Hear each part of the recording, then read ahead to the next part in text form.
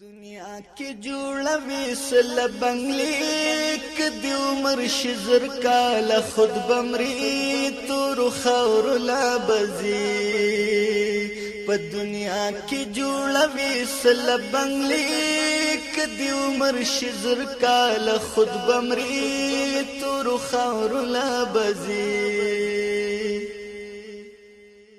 د دنیا نبیو زلزی پرمال دغو گنا پزال چفانی د دا جهان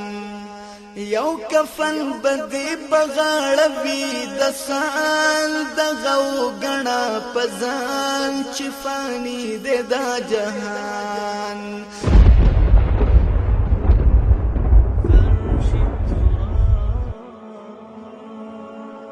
په دې خبر باندې ځان پوه کوي چې تاسو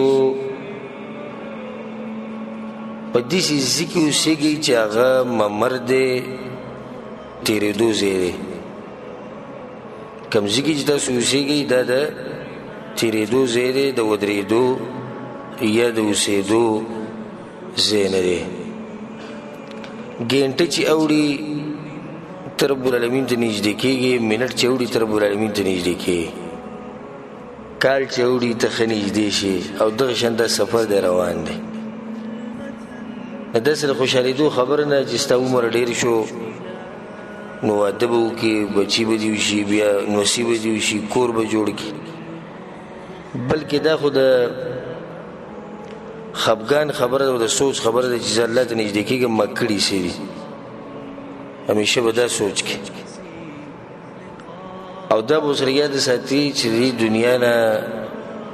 چې څوک هم تللی دی نو درې شي نه ورسره د قبر پورې تلي څنګه چې حدیث کې دي مال او بچي او عمل او بیا ورسره په دې قبر کې څه پاتې شوي په دې قبر کې ورسره عمل پاتې شوی دی او هغه بچي او هغه مال هغه ته واپس راغلي نو دې شی به ورځ موت ته هم د دې دنیا نه ځو او بچی برانه هم دلته پاتې کېږي او مال به هم پاتې کېږي هر څه برانه پاتې شي د هغه ورځې سوچ کوئ چې الله د هغه ورځې مبارک وایي یوم لا ینفع مال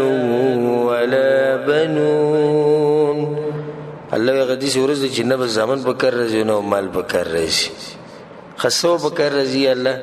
إلا من أتى الله بقلب سليم چې څوک د الله سره په داسې حال کې ملاقات وکړي چې زړه برابري زړه روغ وي په زړه کې ایمان وي د زړه کې د رب العالمین سره محبت وي د دین سره محبت وي ډېر بندګان داسې دي ډېر انسانان داسې دي ځان یې ستړی کړی دی ځان یې وجلی دی او په ځانې قسمه قسم سختې تېرې کړي د دې لپاره چې مال جمع کړي که هغه حرام وي او که هغه حلال وي دې ته نه ګوري مال جمع کول نن سبا یو هدف ګرځېدلی مقصد دی اوس مال جمع کول دې ته مه ګورئ چې دا حرام دی که حلال دی خو چې تجارت ډېري ځمکې ډېرې شي کورونه ډېر شي په بینک کې حساب ډېر شي او که چېرته دې ورته ووایي چې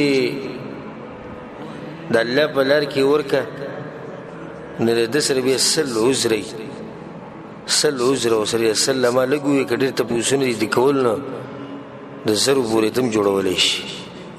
خو دې ته به دې تیار نه شي په اسانۍ باندې چې د الله په دین کې پیسې لګول د هغه په لار کې پیسې لګول نو دا عجز هغه انسان دی چې دې د بچو دپاره او د دې انسانانو دپاره ځان ووجني او ځان ستړی کړي او نتیجه دا راووته د قیامت په ورځ یوم یفر المرء من اخیه وامه وابیه وصاحبته وبنیه الله به ورځ به هر سړی د خپل ورور نه تښتي د کوم ورور دپاره چې ته د غټې منډې وایي رب العالمین دې هېر کړی دی او د دین دې هېر کړی دی دغه رور دې په کار نه راځي دغه زامن دې په کار نه راځي الله وایي دا ښځې دې په کار نه راځي بلکې تا نه به تښتي ښځه به هم تښتي بچي به هم تښتي ته به هم تښتي نو د هغوی دپاره موږ دا نه وایو چې ته د هغوی دپاره رزق مه ګټه رزق ګټه خو دومره دی چې د هغوی په سوچونو کې خپل آخرت متباه کوه داسې نه چې په قبر کې دې کیږي او منکر او نکیر راشي او تا نه تپوس کوي ته چې ما خو صرف پیسې ګټلې وې د ښځې سوچ را سره د بچو او ته له فایده نه درکوي د بعض انسانان داسې سادهګان دي چې بس د دې بچو دپاره او د دې اولاد دپاره ځان ختم کړي خاورې کړي ټول عمر به دې مسافرو کې تیر کړي ګیره سپینه شي ملا یې ټیټه شي اخر کې مړ شي په تابوت کې ویسي دا ټوله خبره مې دې لپاره کوله چې عاقل او هوښیار انسان هغه دی چې هغه فرق کوي په هغه څه کې چې هغه ختمېدونکی دی او په هغه څه کې چې هغه پاتې کېدونکی دی الله په قرآن کې وایي ما عندكم ينفد وما عند الله باق تاسو سره چې سړي دا ختمېدونکي او الله سره چې سړي همیشه پاتې کېدونکي هوښیار انسان په دې کې فرق کوي فرق چې لسه چې اوس مال سره دي د دنیا د بچي د ښځه د مال د شهرت د خوشحالیانې او د پروګرامونه د هر څه دي دا ختمېدونکي دي وما عند الله باق او څه چې د الله سره دي هغه پاتې کېدونکي دي او که څوک په دې دنیا کې ډېر هم کوشش وکړي لګیایي جمع کوي انسان په دې مال کې لګیایي او مرګ پرې راشي ښه نو مرګ په څنګه حالاتو کې راځي رب العالمین په خپله په قرآن کې تذکره کړې ده ولقد جئتمونا فرادا الله په ما پسې چې راځي نو ګوره بلکل یوازې به راځي بیا الله خبرې توضیح دپاره مخې ته خبره کړې چې خبره ښه واضح شي کما خلقناکم اول مره لکه څنګه چې مې اول بیر پیدا کړې وي دې سره خبره ډېره واضح شو یوازې به راځي الله څنګه به یوازې درجوي څنګه چې د مور خېټې راوځي کپړې به سره هم نه وي هر څه پرې دا کپړې به سره هم نه او بچي او ښځه ته چې پیدا شو نو ښځه دې اوس نو بچي دې نو دغه شان په آخرت کې هم ته داسې لکه ستا بچي نشته ستا ښځه ځکه چې ستا په کار نه راځي او نه ته د هغوی په کار راځي خبره ډېره واضح شي نو رب العالمین بیا مخې ته نوره خبره هم کړې ده وترکتم ما خولناکم وراء ظهورکم او ما چې د لوی صدر کړي نو هغه هم شاته پرېښودو مال او هر څه د شهرت د بچي د هر څه موږ رب العالمین را کړي دا نعمتونه دا ټول نعمتونه به زموږ نه پاتې شي رب العالمین ته به ودرېږو کوشش دا پکار دی چې انسان نیک اعمال ډېر کړي دا ټوله خبره موږ دې لپاره کوو چې څنګه چې دا دنیا پرست د دنیا یې رس کوي نو موږ له پسې کې یې رس پکار دی په نیکو اعمالو کې دغسې عجیبه خبره نه ده چې یو سړي مالونه جمع کړي او ته په تعجب کې پرېوتی نو دا خو ته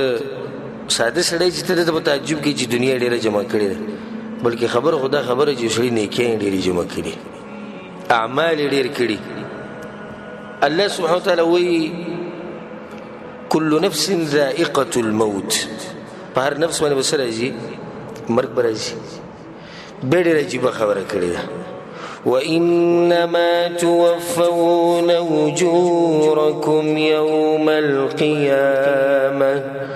او تاسو ته ستاسو د مهنت او د کوشش او د اعمالو بدله کله ملاوي قیامت په ورځ دې کې دا نه چې ګوره مزدوري چې تاسو کومه کوئ د پیسو ګټلو دپاره د هغې مزدوري به ته میلاوي شي دی ویلي دنیا دې څومره ګټلې ده هغه انعامات به تقسیمېږي نه وایي چې څومره اعمال دې کړي د هغې بدله به راته میلاوي مطلب دا شو چې ای مسلمانه اعمالو له زور ورکړه ځکه بدله به ته میلاوي اعمالو له زور ورکول پکار دي زه د مخکې ورځو کې تقریبا یو هفته مخکې یو ملګري ټلیفون راغی والد صاحب یې مړ دی موږ ورو لاسنیوي له کېناستو درې ورځې بعد ټلیفون راغی ورور یې مړ دی بیا ورلو کېناستو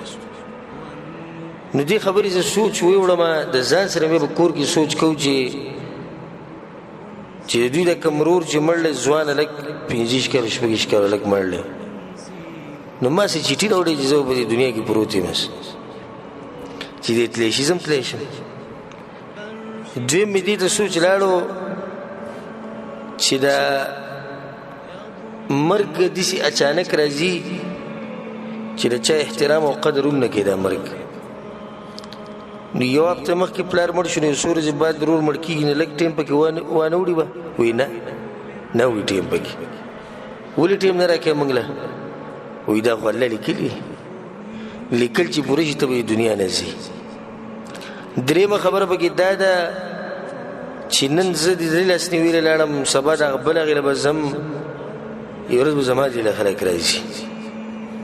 زما ځای له به خلک راځي مطلب دا نه چې زما به څوک مړي زه به خپله نه یم. او څنګه چې موږ یو بل ته ټلیفون وکړو سلام علیکم وعلیکم السلام علیکم ته خبرې ناسي چې لا پلانې مړلی ښه پلاني جومات کې به جنازې پلاني ځای کې به ښخي. دا علم الیقین سره دا خبره دی کې څه شک نشتی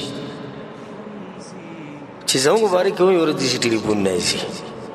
زما مبارک ستا مبارک د هغه مبارک د هغوی مبارک لکه خبرې نه چې لکه پلانې مړلی خو نو بیا به د پلاني په ځای باندې یا زمان مې بیا به ستا نوم وي مقبره به مو وښیي ټیم به مو وښیي د مانځه. کوشش دا کوئ چې د دغه ورځې لپاره څه جمع کوي اعمال جمع کوي. الله په قرآن کې ډېره عجیبه خبره کړې ده. قرآن څه خوږ ایتونه دي خواږه ایتونه دي په مخه مې ویلې الله څه وایي وقل اعملوا فسيرى الله اعمالكم. پیغمبر د خلکو ته چې عمل کوئ کوشش کوئ الله به ستاسو عملونه ګوري حساب به در سره کوي تپوس به درنه کوي ودرېږئ به هغه ته مخامخ